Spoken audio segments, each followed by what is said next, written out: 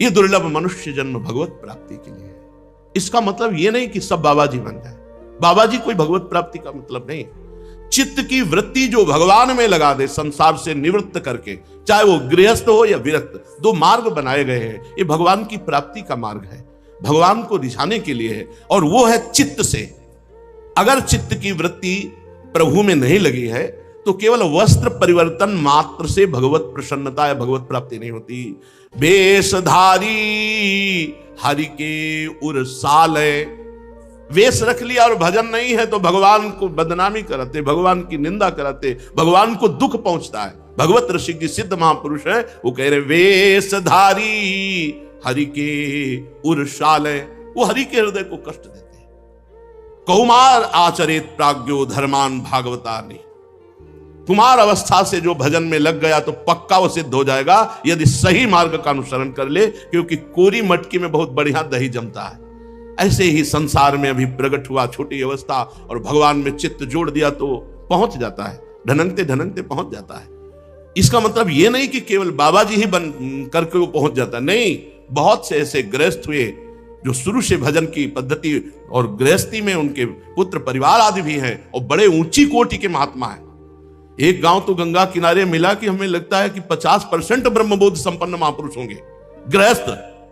जब शाम के बैठे आकर के तो श्री स्वामी सर्वेश्वरानंद जी, नैमिषारण्य के नारदानंद जी के शिष्य और अपने लोग लगभग 20 संत थे और वो करीब 100 लोग एकत्रित, और 100 ऐसे प्रश्न कर रहे थे क्योंकि सब आत्मज्ञानी महापुरुष।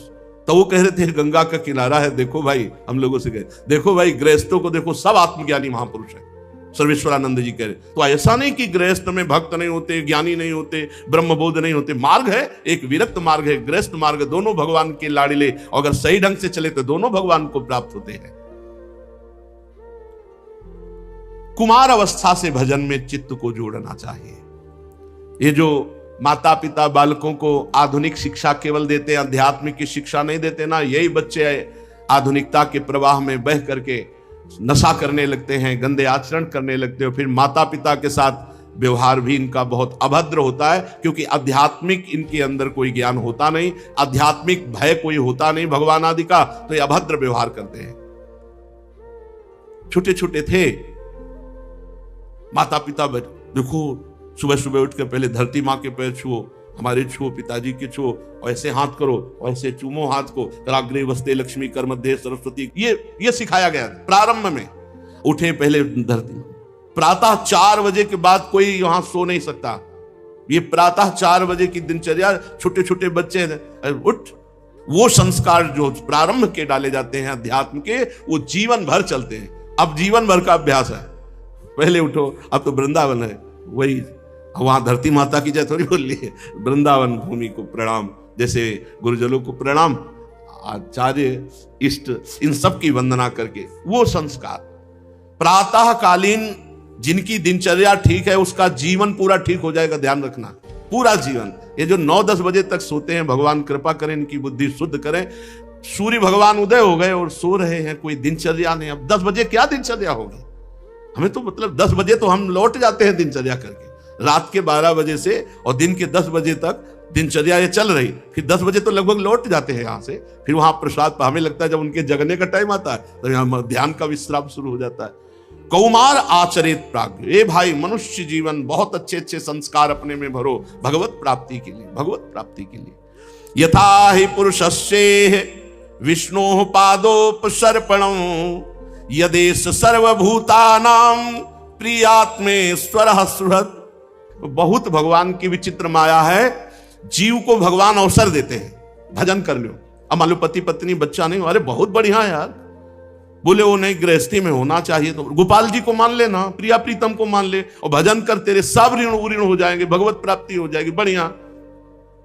वो चाहे धुंधकारी मिले पर चाहिए जरूर, हाँ वो चाहे रोज पीटे पर चाहिए जरूर। श्री वामदेव जी महाराज अपनी मंडली के साथ भ्रमण कर रहे थे, बड़े सिद्ध महापुरुष थे। जब हम वृंदावन आए थे तो उस समय मंडलियां चलती थी, अब धीरे धीरे मंडलियों का विश्राम हो रहा है, सब अपने अपने तीर्थ स्थानों में वास कर रहे हैं। तो देखा कि जवान आदमी बूढ़े आदमी को पीट रहा था जूता से।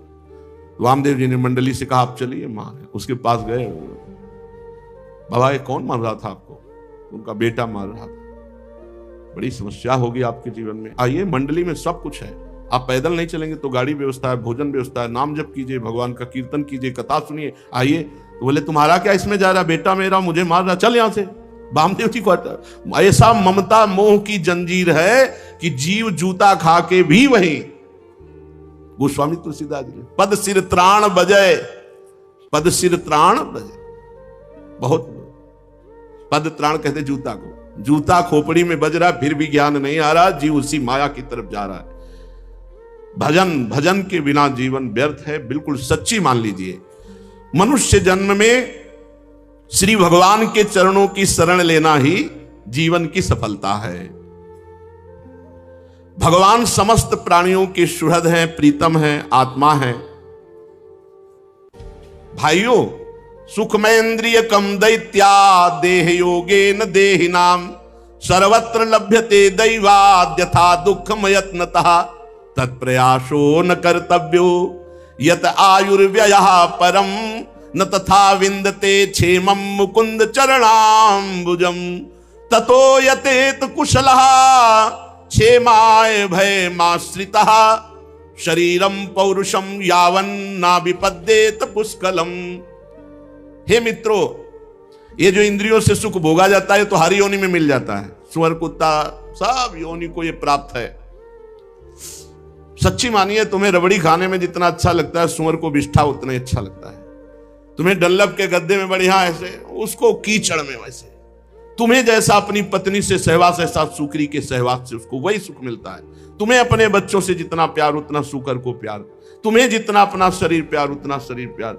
सुखमेन्द्रिय कम दैत्या देह योगे न देहि नाम, जितने शरीरधारी हैं पशु पक्षी सबको ये सुख प्राप्त है जिन सुखों के लिए तुम भगवान को भूल करके प्रयासरत हो। इसलिए इन सांसारिक सुखों के लिए भगवान का विस्मरण करके प्रयास करने की जरूरत नहीं। जैसे कोई प्रयास आज तक नहीं किया कि मुझे दुख मिले, जबरदस्ती दुख भोगना पड़ता है।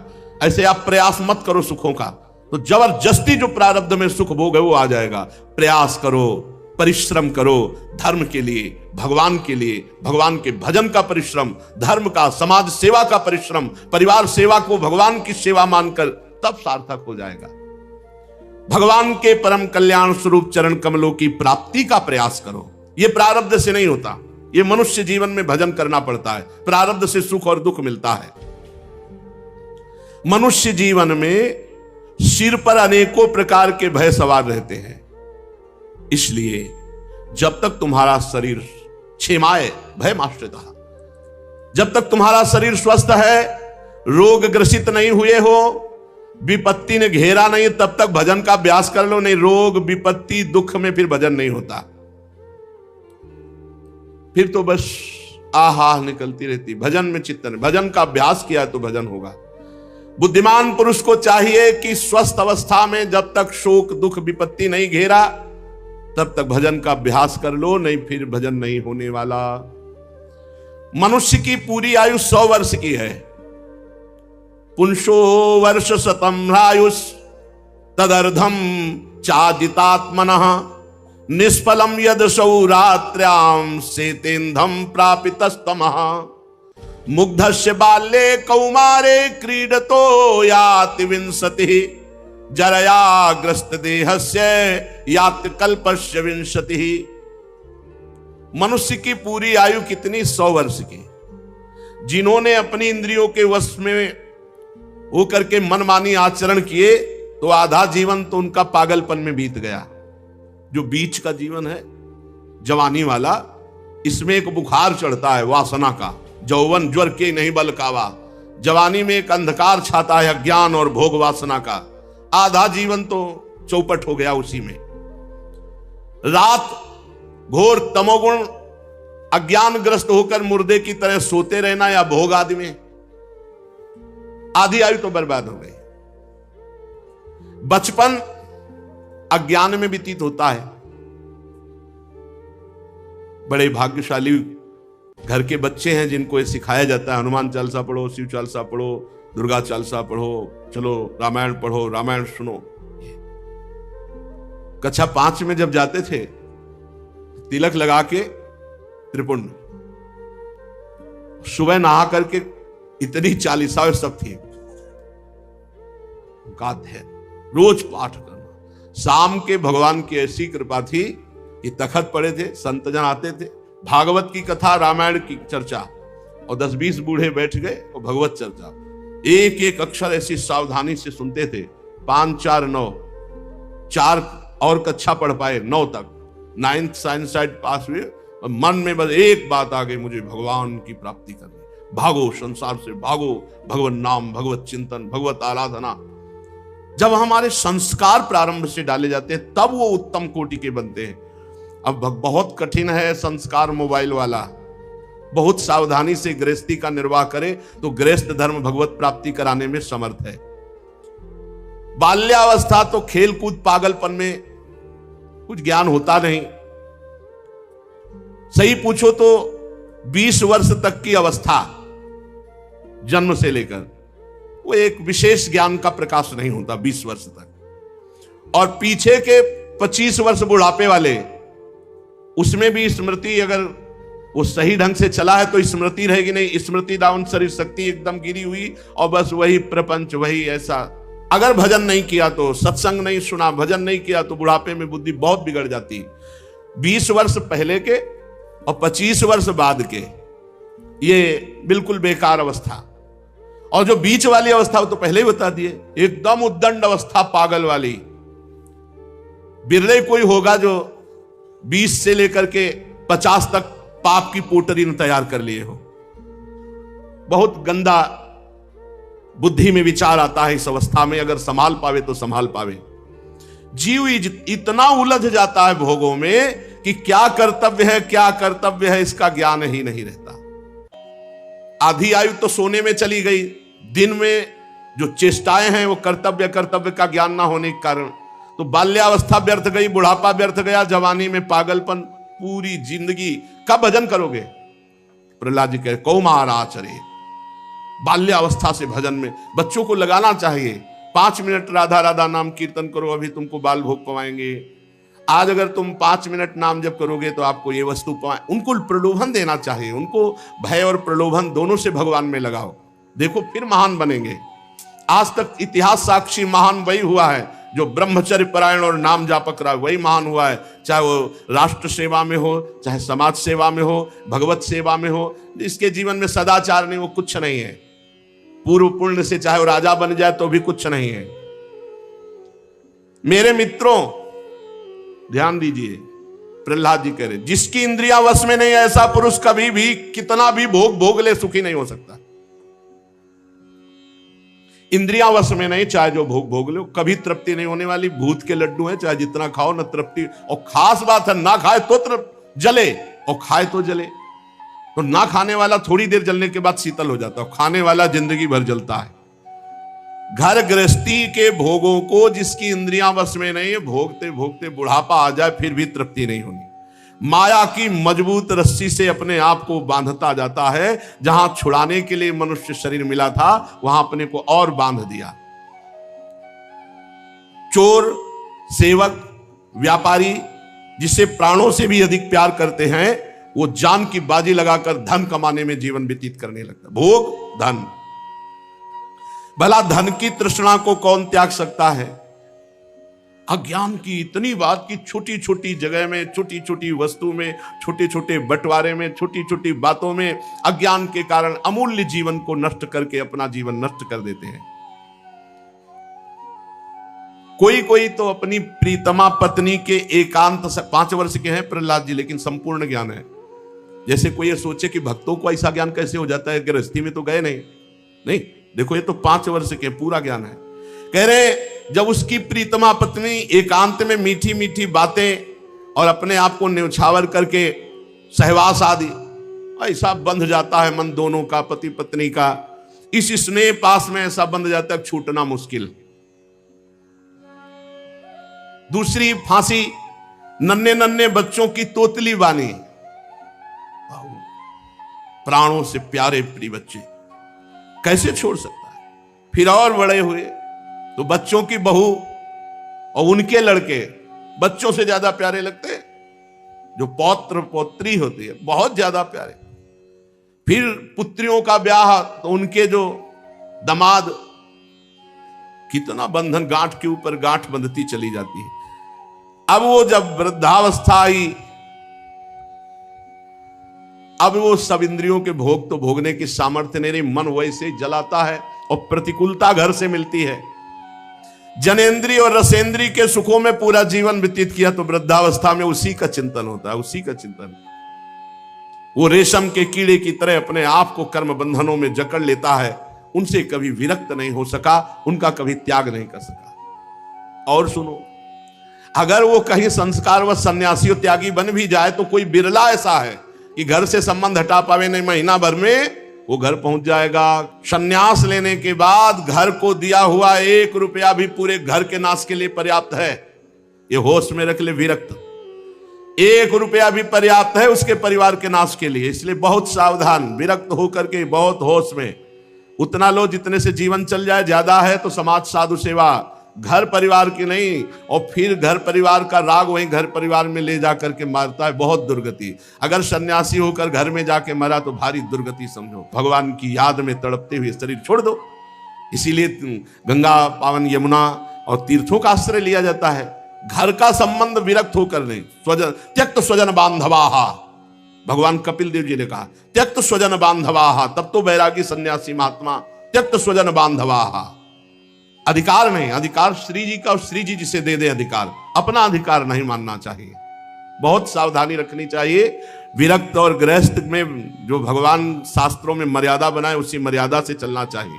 और ये प्रायः बड़े बड़ों से भूल हो जाती है, अपना उद्धार करने में असमर्थ बेचारा मोह की जंजीरों में फंस जाता। बहुत इस प्रपंच से बहुत दूर भगवान की प्राप्ति करने के लिए गृहस्थ अपने परिवार का अगर कोई बाबा जी हो तो हमारी प्रार्थना है, भूल कर कभी उसकी वस्तु, वस्त्र, रुपया, पैसा कभी भूल कर न ले लेना, तुम्हारा विनाश करके वो निकलेगा पक्का। बहुत सावधान, बहुत सावधान। अपने परिवार को विष देने से डरे। विरक्त साधक अगर एक भी वस्तु, वस्त्र, कुछ भी, वो विष की तरह काम करेगा जाके तुम्हारे परिवार में। ऐसा ना सोचे कि ये हमारी कमाई है, नहीं। तुम संत हो केवल तुम्हारे पोषण के लिए, या संत सेवा या श्री जी के लिए है, उसका परिवार का किसी भी तरह का पोषण या सुविधा उसका भोग नहीं कराना चाहिए। परिवार वाले अगर कभी आवे भी तो आप अपने पैसे का खाओ, आप अपने पैसे से रहो, और कुछ 100, 200, 500 जो धर्म के कमाए हो साधु सेवा में लगाओ, फिर जाओ तो तुम्हारा कल्याण होगा। अरे वो भजन कर रहा है तो तुम तो गृहस्थी में हो, तो तुम अपनी मर्यादा से रहो गृहस्थी में।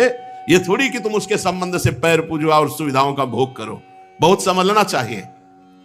इसलिए ततो विदुरात परिहृत्य दैत्या दैत्येषु संगम विषयात्मकेषु उपेत नारायण मादि देवम सामुक्त संगैरिषितोपवर्गः।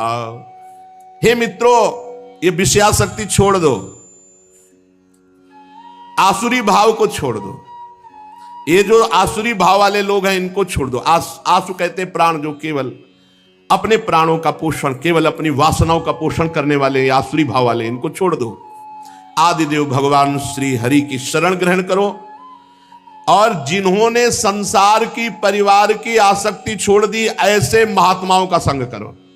साधुता की जो पद्धतियां हैं आचार्य परंपरा से बनाई गई हैं, 2 ही पद्धतियां, या तो बार रखा लेना, या तो हर 2 महीने, 4 महीने, 6 महीने में मुंडन करा लेना। ये कटिंग, सेटिंग, फिटिंग तो है ही नहीं। कह रहे उन संतों का संग करो, मुक्त संगैरिषितोपवर्गः, जो अपने परिवार, अपनी आसक्ति को त्याग चुके हैं, ऐसे भगवत प्रेमी महात्माओं का संग करो तो अपवर्गः, मोक्ष की प्राप्ति होगी। संत संग अपवर्ग कर, कामी भव कर पंथ। कामनाओं की पूर्ति चाहने वाला संत नहीं होता। जो निष्काम भगवत चिंतन परायण है वही संत है, चाहे गृहस्थी में हो चाहे विरक्ति में हो। मित्रों, भगवान के प्रसन्न करने के लिए कोई बहुत परिश्रम या प्रयत्न करने की जरूरत नहीं।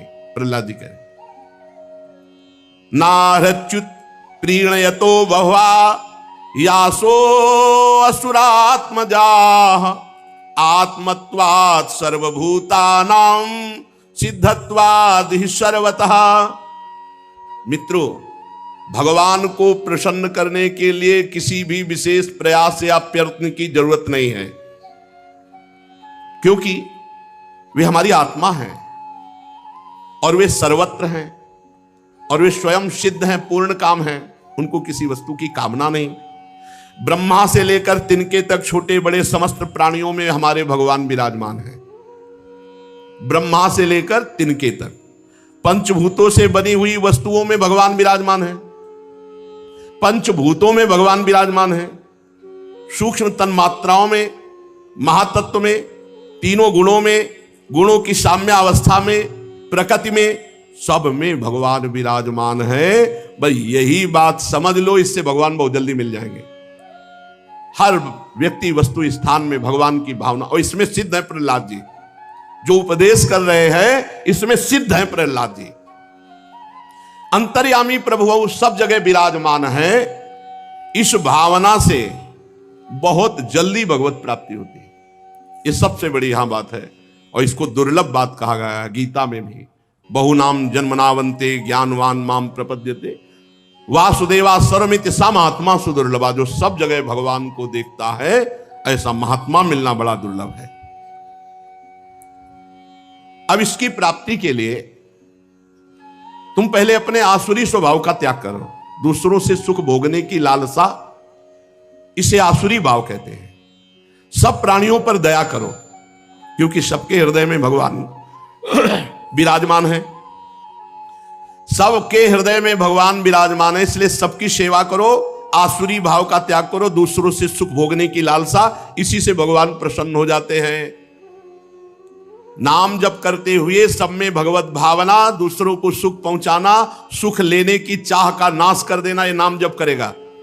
इससे बढ़कर कोई साधन नहीं है। इससे भगवान प्रसन्न हो जाते हैं और कह रहे तुष्टे तत्र किम लभ्यम अनंत आद्य किम तैर्गुण व्यतिकरा दिह्ये स्वसिद्धा धर्मादया किम गुणे न चकांक्षितेन सारम जुषाम चरणयो रूप गायताम नः।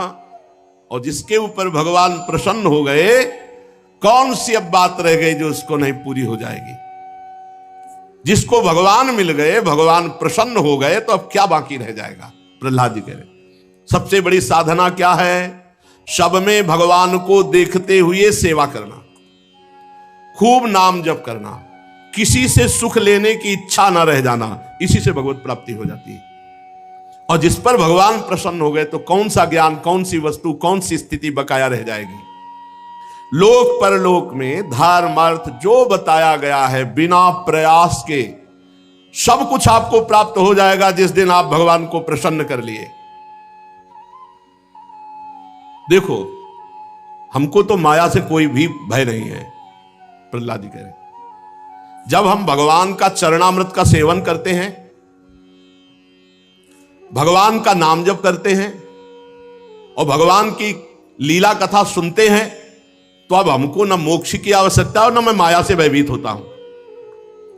फिर ध्यान से सुन लो, जब हम भगवान का चरणामृत रोज पान करते हैं, उनका नाम जप करते हैं, उनकी लीला कथा सुनते हैं, कहते हैं, तो अब हमें मोक्ष की भी जरूरत नहीं है और हम इस माया से पार होने के लिए भी डरते नहीं हैं, क्योंकि हमारे पास चरणामृत है, नाम है और भगवान की लीला कथा है।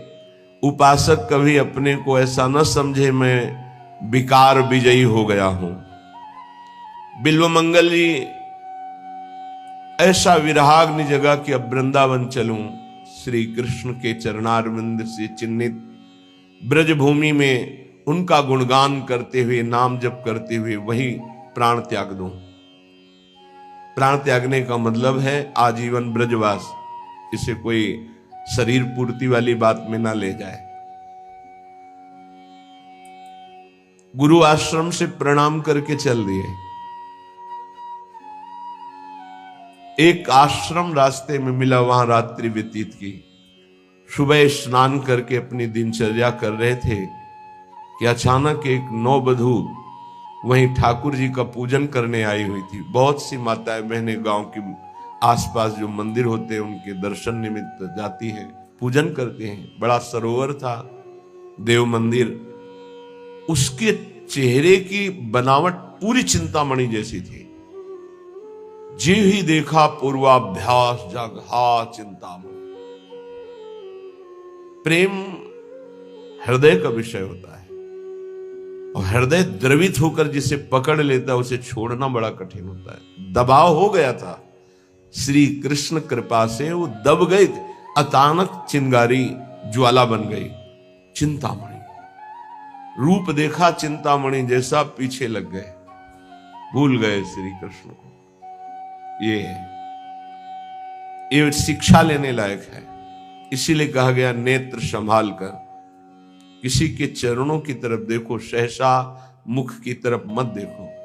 जो चाहे आपन कल्याणा, सुजस सुमति शुभगति शुभ नाना, सो पर नारी लीलार गोसाई, तजो चौथ के चंद की नाई।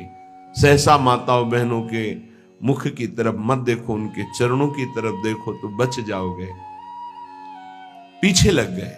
उसने देखा कि कोई वैष्णव है, साधु है, पीछे आ रहा है, पर इसकी दृष्टि ठीक नहीं। माताओं बहनों में एक सामर्थ्य होती है, एक ही दृष्टि में पता चल जाएगा ये व्यक्ति दूषित भाव से देख रहा है या निर्मल भाव से देख रहा है।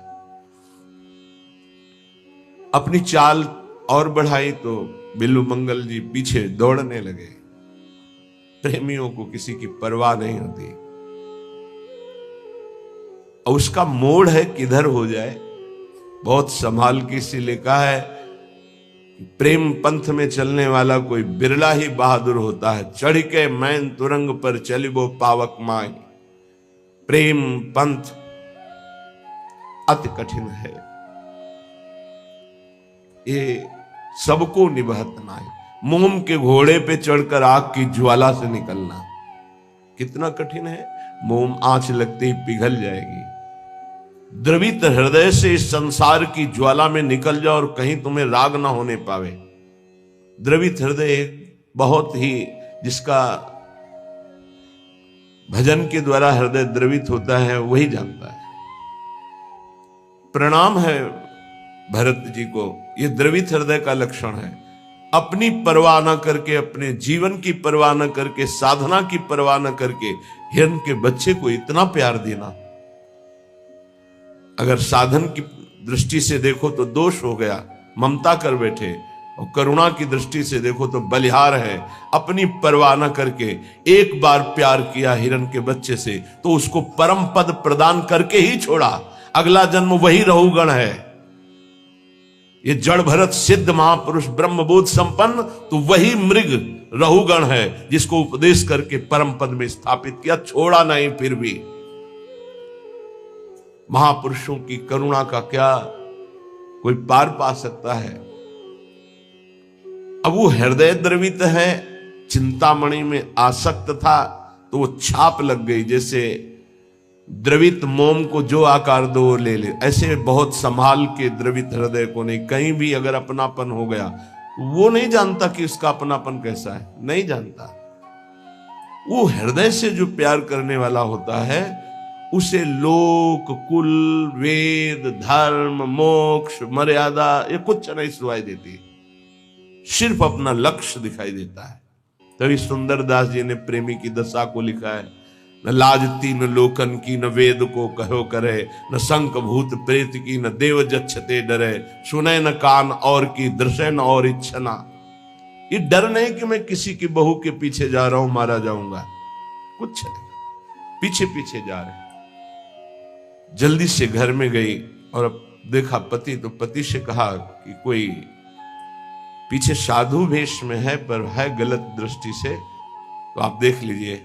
तो उनका आप धैर्य रखिए, दरवाजे पर आया हुआ भगवान का स्वरूप माना जाता है, हम एक बार इसका सम्मान करेंगे। बाहर निकले, प्रणाम मुद्रा में, आज्ञा कीजिए, कैसे आगमन हुआ? उनका एक कौन है जो गई? कहा हमारी अर्धांगिनी धर्म पत्नी। बोले एक बार भर नेत्र देखना चाहता हूं।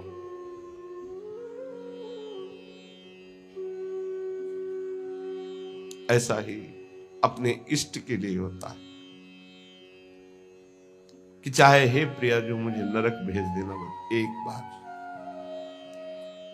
एक बार मैं आपको देखना चाहता हूं कि जिसके लिए जीवन अर्पित किया वो कैसे है। एक बार आप कहो कि मैं आपका हूं, एक बार स्वीकार कर लो बस। प्रेमी का हृदय तड़पता रहता है, वो बाहरी विषय नहीं होता, वो अंतर का विषय होता है। प्रेम एक पवित्र निर्मल होता है। वही जब जगत की तरफ लगता है तो मलिन और काम कहा जाता है, और वही जब प्रभु की तरफ लगता है तो निर्मल और प्रेम उज्जवल कहा जाता है। कहीं नया प्रेम नहीं होता, कोई नई चीज नहीं है प्रेम, वो है सबके हृदय में है। उसी को हम विषयों में, शरीरों में, नाना प्रकार की कामनाओं में उस प्रेम को बांटे हुए हैं। उसी प्रेम को बटोरने की बात साधना है। भगवान भी कह रहे सबकी ममता ताक बटोरी, सबकी जो प्रीति वृत्ति फैला रखी उसे समेटो, मेरे चरणों में लगाओ, वही उज्जवल प्रेम हो जाएगा। जो राग है, मोह है, काम है, आसक्ति है, जगत में जो इस नाम से कहा जाता है, प्रभु की तरफ जब इसे किया जाता है तो प्रेम कहा जाता है। भगवान एक बार जिसे स्वीकार कर लेते हैं उसे कोई फंसा नहीं सकता, पक्की बात। उस धर्मात्मा गृहस्थ ने, धर्मात्मा इसलिए कि अगर कोई साधारण होता तो दो चार थप्पड़ मारता और भगा देता, आया है वहां से साधु वेश धर करके, एक बार पत्नी को देखना चाहता है, धक्का मार के भगा दे। लेकिन वो धर्म को जानने वाला था। दरवाजे पर आए हुए अतिथि का अपमान कर देने से सारे सुकृत नष्ट हो जाते हैं। उसने कहा बिराजिए आप, हम तो आपके सेवक हैं, अभी आपकी सेवा में उपस्थित होती है, वो हमारी अर्धांगिनी आज्ञा का अक्षरशः पालन करेगी। अंदर गए, उन्होंने कहा कि आप आज्ञा तो कर रहे हैं पर उनकी दृष्टि पवित्र नहीं है। उनका हम उपस्थित हैं पास में ही, तुम चिंता मत करो, अतिथि है। अगर वो दर्शन की केवल याचना कर रहा है तो हमें पूर्ण करने में कोई भय नहीं। आगे अगर कोई चेष्टा करता है तो हम उपस्थित हैं, फिर हम अपने धर्म की रक्षा के लिए जैसा प्रभु आदेश करेंगे वैसा करेंगे, आप निर्भय रहिए। जब पति का ऐसा आदेश हुआ, हो गई। रूप दर्शन की आकांक्षा थी इसलिए यहां से करके गई। हाथ जोड़ा और कहा क्या आज्ञा है आपकी। कितने धर्मात्मा जन है, ऐसी चेष्टा और तो फिर कटु व्यवहार होना चाहिए। क्या आज्ञा है आपकी। अंदर आया, अरे नीच, फिर प्राण प्यारे श्री कृष्ण से विमुख होकर फिर शरीर की तरफ। ये ऐसा क्यों हुआ। ये मेरे नेत्रों का दोष है, इन दुष्ट नेत्रों ने फंसा दिया। अब नहीं। गा देवी एक काम करोगे, मुझे 2 सुई ला के दे दो। तो क्यों पूछने की जरूरत ही नहीं थी। पति से कहा ये 2 सुई मांग रहे हैं, दे दीजिए। गृहस्थी में होती है, दे दिया। उनका हे श्री कृष्ण, नेत्रों ने आपसे फिर पुनः दूर करने की कोशिश की, इसलिए ऐसे नेत्रों को मैं नहीं रखूंगा। जिन नेत्रों ने हमको फिर सांसारिक रूप की तरफ घसीटा, वो आपके लिए मैं इनको नष्ट करता हूं। सुई से आंखें फोड़ ली।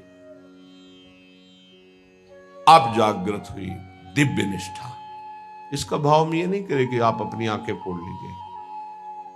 इसका भाव है कि जिसके द्वारा हमारे भजन में विघ्न पड़ जाए उसका हमें त्याग करना चाहिए। जाके संग कुमति मति उपजे, करत भजन में भंग, तजोरे मन हरि विमुखन को संग। चाहे हमारी कोई वृत्ति हो, हमारा कोई अंग हो, चाहे हमारा कोई निज जन हो, इस पे बर्दाश्त नहीं, त्याग। उसी समय भगवत साक्षात्कार होता है जहां निष्ठा जागृत होती है। निष्ठा, समर्पण, पूर्ण समर्पण। अब उनका पूर्वाभ्यास तो था नहीं, वृंदावन की तरफ चल पड़े, एक लकड़ी लेके दे दी, आंखों से रक्त की दो। उनका आप चिंता मत करो, ये इन दुष्ट आंखों को ऐसा ही दंड मिलना चाहिए, क्योंकि इन्होंने सर्वलोक महेश्वर परम सुंदर प्रभु को छोड़कर फिर सांसारिक रूप में आसक्ति अब नहीं। चल पड़े तो मार्ग के किनारे एक कुआं था, उसमें गिर गए। अभ्यास तो था नहीं, गिरे तो हा कृष्ण, आवाज आई तत्काल। बाबा लठिया पकड़ा, विचार किया कि कुआं तो बहुत गहरा है, लठिया पकड़ाने से क्या, लेकिन कोई कह रहा है ऐसे पकड़ के ऐसे उठा लिया। इतनी सुंदर सौरभ सुगंध, हृदय में एक अद्भुत आनंद। उन्होंने सोचा है कि छोटी सी लठिया और कुएं से निकाल लेना ये तो सिर्फ भगवान का कार्य है, और ऐसी सौरभ, ये तो ऐसा लगता है साक्षात श्याम सुंदर है। लठिया के सहारे से हाथ तक पहुंचे, पकड़ा हाथ, भगवान ने छुड़ा लिया। मुस्कुरा के कहा, हाथ छुड़ाए जात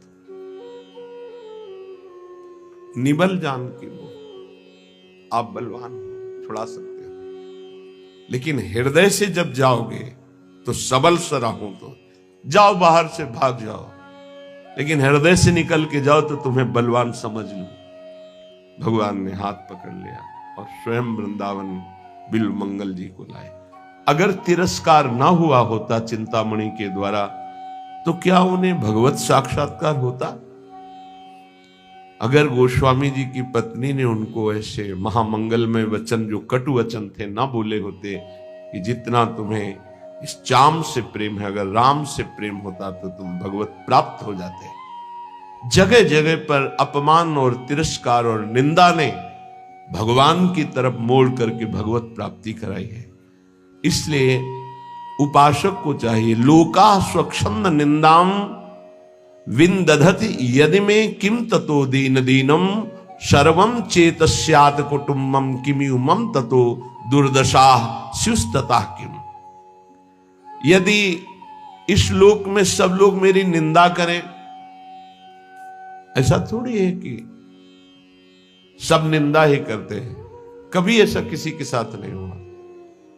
अगर 10 निंदा करने वाले होते तो 100 प्रणाम करने वाले होते। ऐसा नहीं हो सकता कि केवल प्रणाम करने वाले ही वो, निंदा करने वाले ना हो। ऐसा बिल्कुल नहीं हो सकता कि केवल निंदा करने वाले ही हो, प्रणाम करने वाले ना हो। ऐसा होता है। अगर आपके कुछ बड़ाई करने वाले हैं तो कुछ बुराई करने वाले हैं, कुछ नमन करने वाले हैं तो कुछ अपमान करने वाले हैं। परमार्थ के पथिक को उन दोनों में समान भाव रखकर चलना होता है। अपनी निष्ठा में फर्क नहीं आने देना। अगर निंदनीय आचरण है हमारा और फिर हमारी निंदा हो रही तो विचार करके निंदनीय आचरणों का त्याग कर दे, फिर भी निराश नहीं होना। कल संत भगवान पधारे हुए थे, बहुत से सभा थी संतों, यही चर्चा। जैसे पीछे एक साधक ने वृंदावन में कहीं मोबाइल से गलत देखने का अभ्यास बना लिया और उसे त्याग नहीं पा रहा था। अब सत्संग था नहीं, सत्संग हो तो फिर निकल जाएगा। वो उसी में डूब गया और अपने शरीर को पूरा कर दिया, अर्थात आत्महत्या कर ली। एक बार बताया था सत्संग में, वही प्रसंग थोड़ा सा छिड़ा, सब संत भगवान विराजमान। 1000 बार अगर हम गिर जाएं तो भी हमें शरीर छोड़ने की बात नहीं सोचनी। गिरता वही है जो दौड़ता है, जो गिरे पड़े हुए हैं, चल ही नहीं रहे, वो क्या गिरेंगे। साधक को हर गिरने में एक उपदेश मिलता है, हमसे त्रुटि कहां हुई। पर यह बल सत्संग से मिलता है। यदि सत्संग मिले तो 1 मिनट में ऐसे सब निराश नहीं होना। किसी भी साधक को ध्यान रखना, हमारा बल भगवान है। कोई हम में त्रुटि है, कोई अभिमान है, कीन हो इस कभों अभिमाना सुखो वंचा कृपा निधाना, बहुत ये गूढ़ बात है। साधक में कहीं ना कहीं थोड़ा जितेंद्रियता का, साधुता का, दिव्यता का अभिमान हो जाता है। उसका नाश करने के लिए उसको घुटने टेकने पड़ते हैं माया के आगे। तब उसको लगता है नहीं, सर्वलोक महेश्वर भगवान ही मुझे चला रहे हैं, मेरे में कोई सामर्थ्य नहीं। कभी ऐसी किसी के साथ घटना घट जाए तो आपको प्रायश्चित होगा, क्योंकि भक्त हैं, आपका हृदय जलेगा, दंड मिलेगा, निंदा होगी, अपमान होगा, लेकिन आपको निराश नहीं होना। आपकी परम पदवी को कोई भी बाधा नहीं पहुंचा सकता। ये ध्यान रखना, हमारे शब्द याद रखना। कभी कदम पीछे मत चलाना, आगे ही बढ़ाना। ये संसार नहीं जानता। तभी हम कहते हैं कि संतों के पास बैठकर जो सुना जाता है उनके अनुभव सुने जाते हैं। शास्त्रों में तो सब लिखा ही है, लेकिन जो शास्त्रों में लिखा है उसका उन्होंने साक्षात्कार किया है, फिर अनुभव करके बोल रहे। तो इस बात को समझे, 1000 बार त्रुटि हो जाए, गलती हो जाए, हम ये नहीं कहते गलती करो, लेकिन 1000 बार गलती हो जाए तो भी हमें प्रभु का मार्ग नहीं छोड़ना और अपने शरीर को किसी भी तरह से बाहरी दंड नहीं देना, आंतरिक दंड देना है। उपवास के द्वारा, कम आहार के द्वारा, परिक्रमा, नाना प्रकार की तपस्या का अनुष्ठान करके भस्म कर दो अपनी वासना को और प्रभु को प्राप्त करो।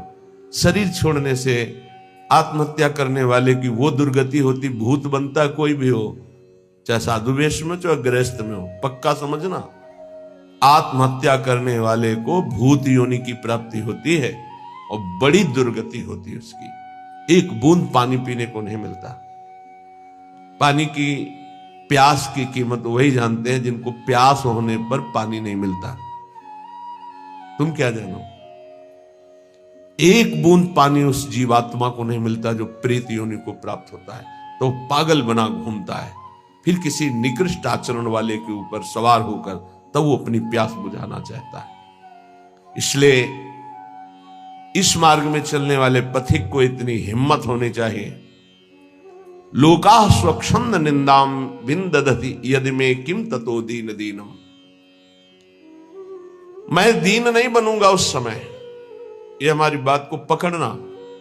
हमारी निंदा हो रही, तिरस्कार हो रहा, अपमान हो रहा है, अगर गलती नहीं हुई तो दीन बनने की तो बिल्कुल आवश्यकता नहीं, अगर गलती हो गई तो भी दीन बनने की आवश्यकता नहीं। क्यों? क्योंकि कुश्ती लड़ने वाला ही हारता है, देखने वाले तो केवल तालियां बजाते हैं। सदैव विजयी नहीं रहता, कभी कभी दांव चूक जाता है, दोबिया पछाड़ में गिरता है। ऐसे ही है, हमारा युद्ध हो रहा है काम से, क्रोध से, लोभ से, मोह से, मद से, मत्सर से। ये क्या जाने, संसारी क्या जाने। मानो 30 वर्ष लड़ते हुए उसे व्यतीत हो गए, कभी घुटने नहीं टेका, लेकिन अगले मिनट में चूक हो गई और घुटने टेक दिया। अब संसार उसकी पराजय की निंदा करेगा, लेकिन हम उस उपासक को सपोर्ट करते हुए हृदय से कहते हैं, कभी नहीं घुटने टेका, फिर खड़े हो और दौड़ प्रभु की तरफ, देख तो संसार पर विजय प्राप्त कर ही लेगा। नामे भक्ता प्रणश्यति।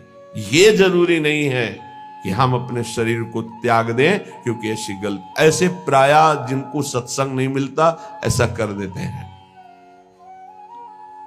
निष्ठावान त्रिभुवन पर विजय प्राप्त करता है। लोका स्वच्छंद निंदाम विंधतति। चाहे कोई कितनी निंदा करे, तुम्हें फर्क नहीं पड़ना है, और फर्क पड़ जाता है तब जब सत्संग नहीं मिलता। ये हम आपको सत्य कहते हैं। सत्संग में बड़ी सामर्थ्य है। संतों के वचन अमोघ अमृत होते हैं। सत्संग ही बचाता है, संत वाणी ही उठाती है हमको। नहीं तो कभी कभी ऐसी दशाएं जीवन में होती हैं कि साधक निराश हो जाता है। जिसको किसी को कटु व्यवहार नहीं करते, किसी से कोई मतलब नहीं रखते, अपना लक्ष्य केवल, फिर भी गाली दे रहे, फिर भी ऐसे ऐसे षड्यंत्र रच रहे, फिर भी प्रतिकूलता। हे नाथ, ऐसा क्यों हो रहा है? ये कमजोरी हमारी है। इस कमजोरी को संत वाणी दूर करती है। पक्का जब जब जीवन में कहीं कमजोरी आई, तब तब संत वाणी ने हमें उठाया, संत संग ने हमें उठाया। ये हमने जीवन में देखा है। कभी भी हम जहां निराश होने का अवसर आया, वहीं संत भगवान पधारे और ऐसे वचन बोले कि हृदय गदगद हो। कहीं भी कभी भी कोई भी घटना ऐसी जिसमें हम निराश हैं, सामने देखा है कि संत भगवान खड़े हैं और कोई न कोई ऐसे वचन बोले जिससे निहाल हो गए।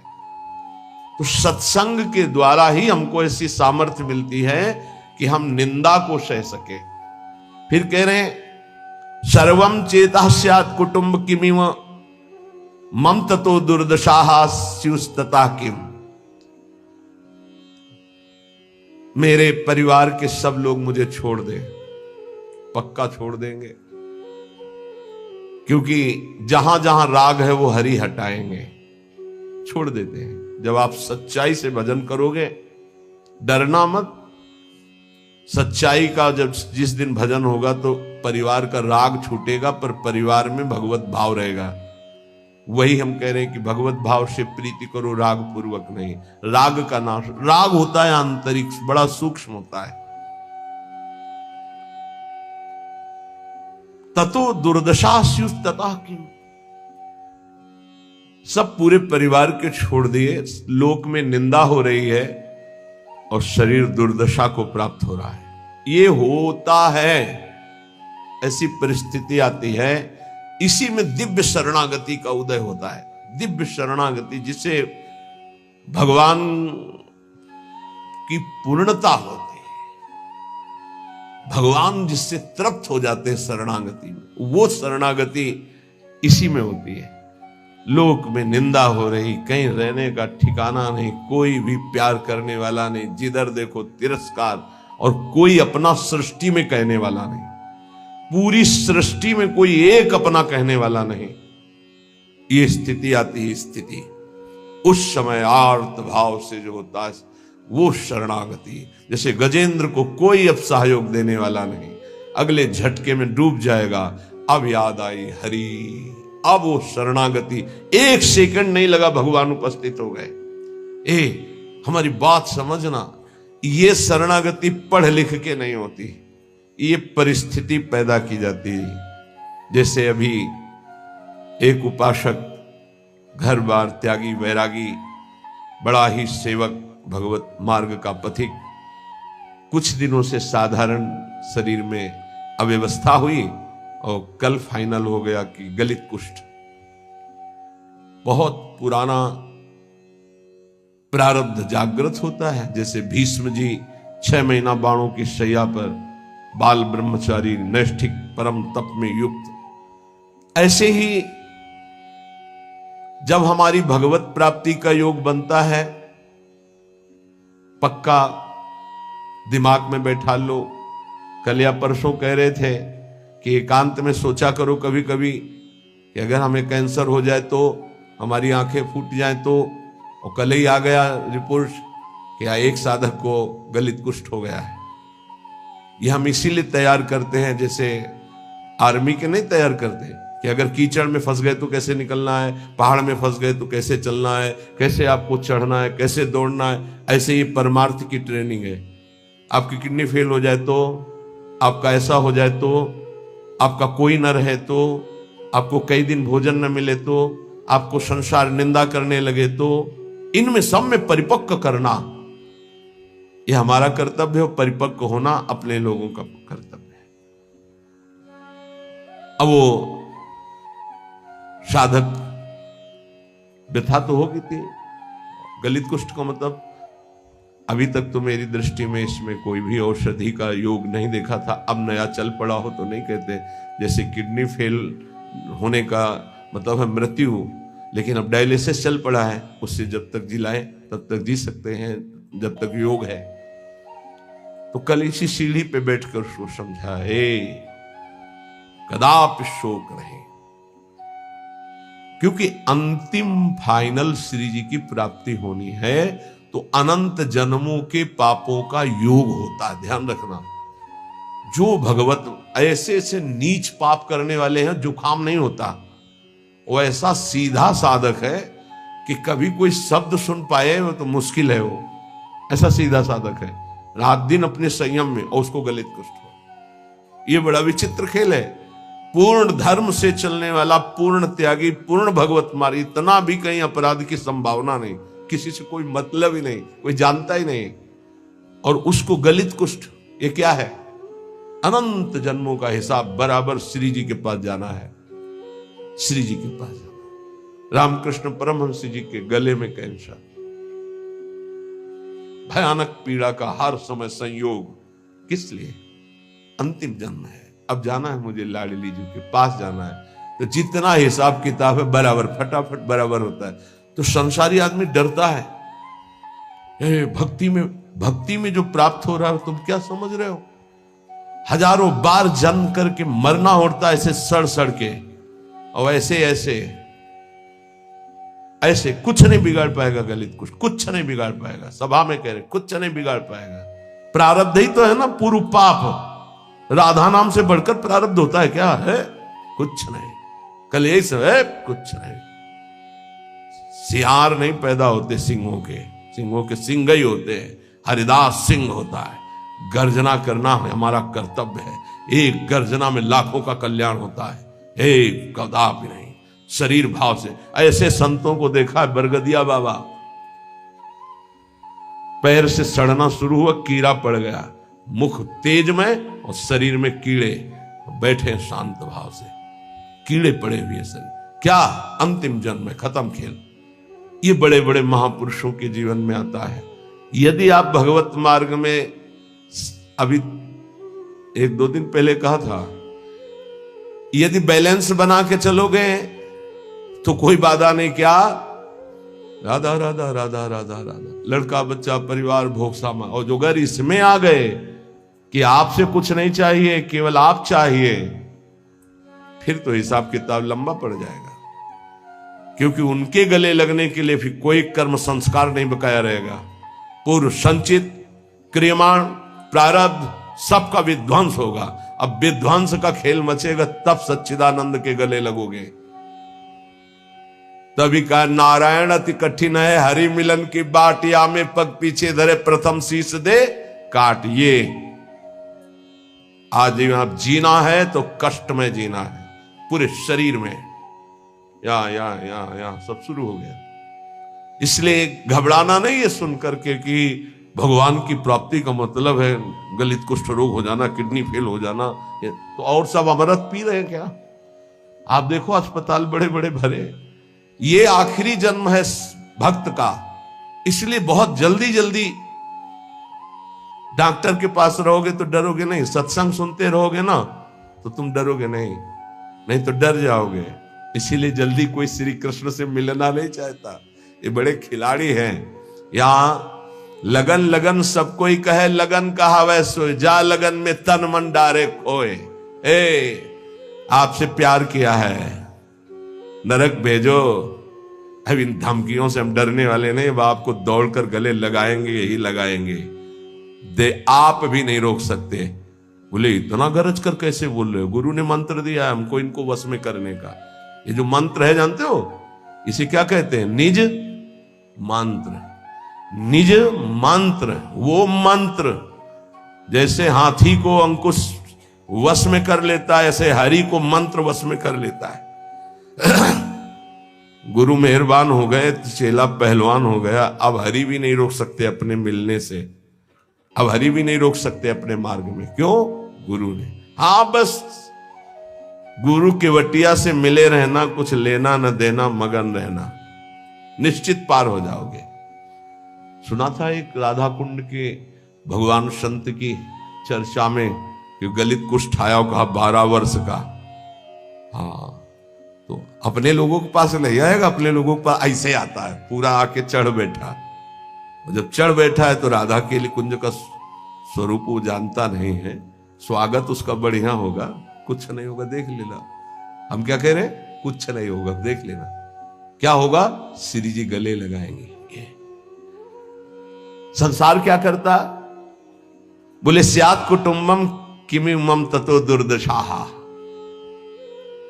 दुर्दशा देखकर परिवार के लोग भी हट जाते हैं। पक्का, ये खूब देखा है। 2-4 दिन वाली प्रियता बात अलग है, या बहुत बहुत जननी थोड़ा प्यार, फिर इसके बाद कोई प्यार नहीं करता संसार में। पक्का आप लोगों को भूल भुलैया में फंस रहे हो, इसलिए ऐसा लगता है। नहीं, अपने जीवन में देखा है और पक्की बात है, कोई प्यार नहीं। अगर कोई प्यार करता है तो भगवान, अगर कोई प्यार करता है तो भगवान जिससे प्रेरित करते हैं वो, अन्यथा नहीं। दुर्दशा स्युस्तता कि मेरी दुर्दशा हो जाए तो भी मेरा क्या।